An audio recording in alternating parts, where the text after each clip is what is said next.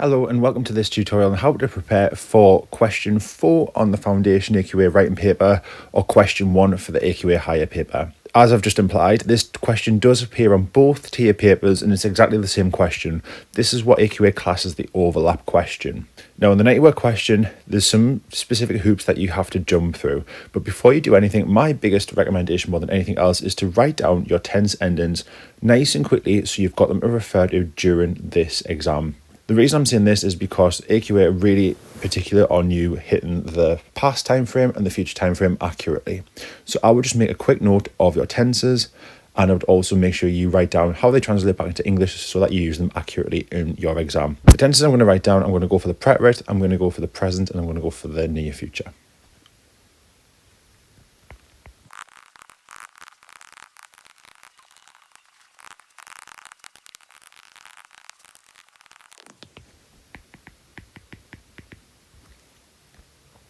So there we go. I've just made a quick note of those. Now, in your paper itself, where I would advise you to do this is that you do it on maybe one of the covers, say the first page if it's got no question on, or I might do it on the back cover as well.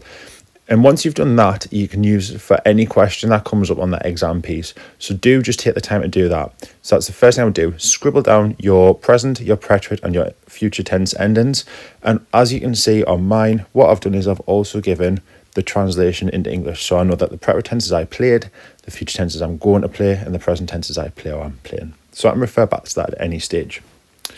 So once you've done that, what you then need to do is you need to have a look at the paper. Now, normally there would be two options for question 4 for the 90-word question on the foundation paper, and two options for question 1 on the higher tier paper, the 90-word question as well.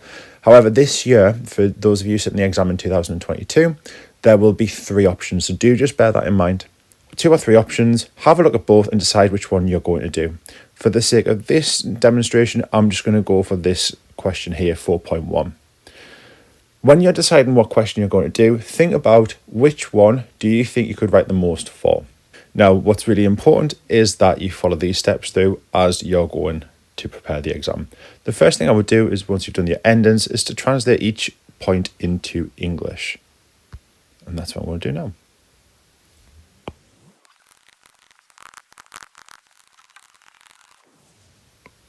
So now I've gone through and I've translated my 4 points into English. You'll always be presented with 4 points for the 90-word question. What you'll notice is the first one, que te gusta o no te gusta de tu pueblo, that's eliciting an opinion. Really important. You'll notice that the second one, we've got que hiciste, what did you do? So this time, this is looking for the past time frame. We've got ¿qué haces para proteger el medio ambiente? What do you do to protect the environment? And the last one, ¿dónde quieres vivir en el futuro? Where do you want to live in the future? That's eliciting the future time frame. So from this, we can take that in every single 90-word question, you'll always have 1 point at least that will elicit an opinion. You'll always have 1 point that will elicit the past time frame in some way, shape or form. It might not require the use of the preterite tense, rather it might require the use of the imperfect tense, for instance. And you'll always have 1 that will require you to write in the future time frame. Again, it might not be like we've got here. It might not be in the future tense, rather it might be where do you want to live in the future. Want, as we know, is actually a verb in the present tense, but it alludes to something that's going to happen in the future. Therefore, it counts as the future time frame. So when you're dealing with the 90 words, you're not dealing with tenses specifically, you're dealing with time frames. So I could use me gustaría, I would like to live. And that's important because it means that you're not restricted, you don't have your hands tied to having to use certain tenses. So just to recap what I've done so far, I've written down my endings, I've translated the points into English. The next thing I would suggest you do is that you go and you manipulate each point, lift what you can from the question, change it into I form so that you can start planning how you would start your response to each point. So the first one, I can't lift that que, that what, but I can lift the te gusta, and I can lift the no te gusta de tu pueblo, but I'm going to have to do some changes. I can lift te gusta and change it to me gusta because I'm talking about myself. And again, for the second part that I don't like, no me gusta. And then I would take and form my answer from that. I'm looking at the second point. ¿Qué hiciste durante un día de excursión en tu región? Can't lift the ¿qué, I can't lift the what, but I can lift during a day of excursion.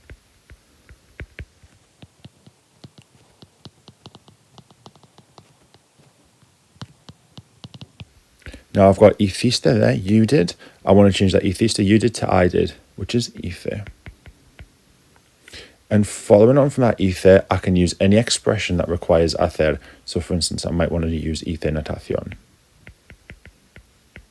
for instance. Third one, ¿qué haces para proteger el medio ambiente? Again, I can't lift that what, but I can start with in order to protect the environment.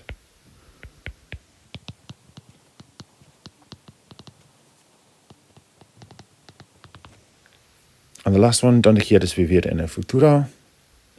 So again, for this last one, where do you want to live in the future? And to start with, in the future, I would like to live in.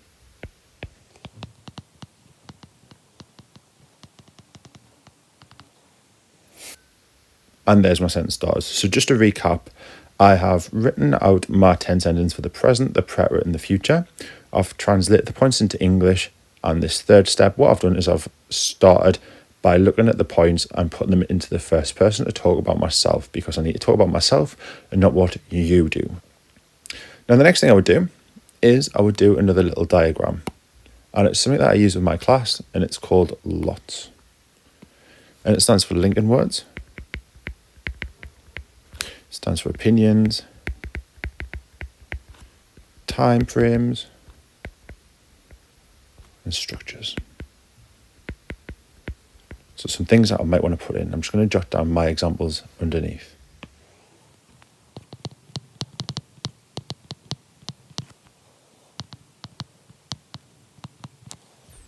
It doesn't have to be exhaustive. You just want a little variety. So this is just a really, really quick one. I would advise you to spend a little bit more time than maybe what I've done here, just to get a few more examples down. Those of you who are doing higher, I would definitely take the time to do a developed one, because this is going to really help you, not just with the 90-word question, but also with the 150 words, where the variety and the sophistication counts for more. Now, before we start writing, it's probably a good idea to have a look at the mark scheme. So the mark scheme is dead straightforward. You marked out of 16 marks, you get 1 mark out of 10 for content, and you get 1 mark out of 6 for what is known as the quality of language. The key bits are as follows. To get full marks for content, you must meet all 4 bullet points. Anything that you write that is plausible is acceptable. For instance, if what you did last weekend, if you went to say, for instance, I went to see my grandparents and then went to theme park, that's possible that you did that. So that would be counted. What's also important is the amount of words that you write. AQA refer to it as the amount of information. Basically, what it means is the amount of information refers to, do you write 90 words? If you do write 90 words, you write a lot. But if you write under that, then you might fall into the quite a lot category, the some, the little, or the very little. And what's important is if what you write is irrelevant, or if what you write is unclear, then you might slip down in that bracket as well. So it's really, really important to take into account. The last thing that's really important is the amount of opinions that you give. AQA want you to give 2 opinions to get into the top band marks. If you only give 1 opinion, you're capping yourself at 6 marks. So you must give 2 opinions and you must write 90 words for the content and meet all 4 bullet points. For the quality of language, the big thing for the quality of language is that you meet and you use accurately the past time frame, the present time frame, and the future time frame. You allow some errors, and you might chuck in a few complex structures as well. The complex structure, as a rule of thumb, is something that doesn't translate straight exactly the same into English, or it might be something that requires the use of the infinitive afterwards. Now, if you meet all 3 time frames, you can be considered for 6 marks. If you only meet, for instance, the future and the present time frame, you can only be considered for a maximum of 4 marks for the quality of language. If you only use the present tense, you can only be considered for 2 marks in that quality of language category. So coming back from the mark scheme, we can see now why this question is structured in the way it is.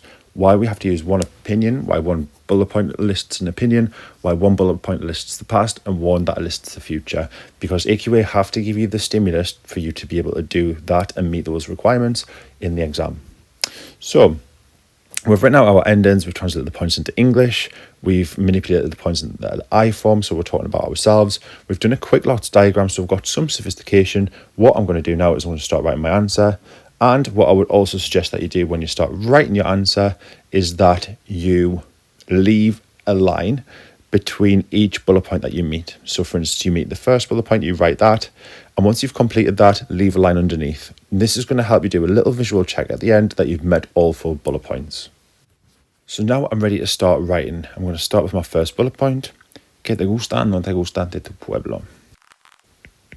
So I've just started with me gusta mi pueblo mucho, just so I'm meeting that point.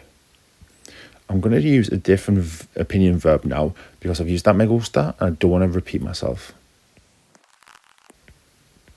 Now what I've done here is to add on to why I like the swimming pool is I've given a reason why. And it's a good habit to do this. 1, it gets your word count up very easily. And 2, you have to do this in the 150 words, those of you doing the higher tier exam. I'm going to give one thing that I don't like and I'm going to introduce it with however. So I've gone for I like my town a lot. I love the swimming pool, seeing as it's modern and I swim every day in the pool. However, I don't like the park because it's very dangerous. Little things such as using the likes of very, using reasons why, really easy ways to get your word count up. So I've done that. I'm going to leave my line, so I'm going to move on to the next page now to start the second point about what I did on a day of excursion in my region.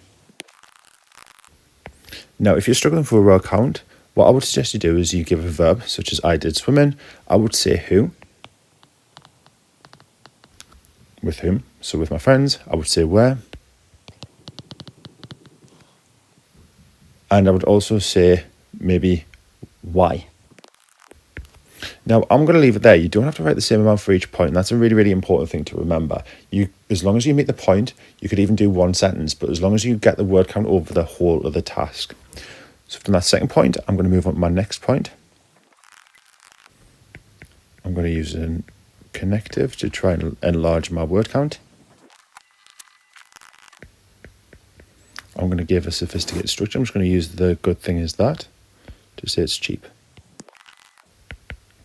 Now, a note here, if you're like myself, the transport where I live is not very cheap, but it doesn't have to be true. The examiner is not going to know that, okay? So even if you're struggling for words, you can't put something, it doesn't have to be true. Don't let that get in the way of you getting the word count. I've done that last one, and I'm going to go and do my last point now, which is my future tense one. So where do I want to live in the future? So again, I'm using that mucho, hace mucho calor, just to extend my word count. I've got my adicionalmente, which is extending my word count as well. I've used quiero, so when I use something different, I might use me gustaría, I would like, just to show variety. Again, I don't play volleyball and I don't live near the beach, but I'm going to say I usually go there just to get my word count up. And there we go. Last thing to do is simply go back, check your verbs against your tenses, and just check over your work, especially your conjugations, to make sure that they're in order. So just to run through before we finished, the steps that I took. First thing I did was I chose the question that I felt was most appropriate. I wrote out my tense endings for the present, the preterite, and the near future. I then translated the points into English. I then took each point and lifted what I could, manipulated it to talk about myself. Then what I did was I did a quick lots diagram, linking words, opinions, timeframes, and structures that I tried to use during the course of my exam. I wrote out my paragraphs, leaving a line between each one so I can do a quick check now that I've got 4 separate paragraphs, meaning that I've met all 4 points. Finally, at the end, go back to your tenses and check your endings individually to make sure that you make no silly mistakes.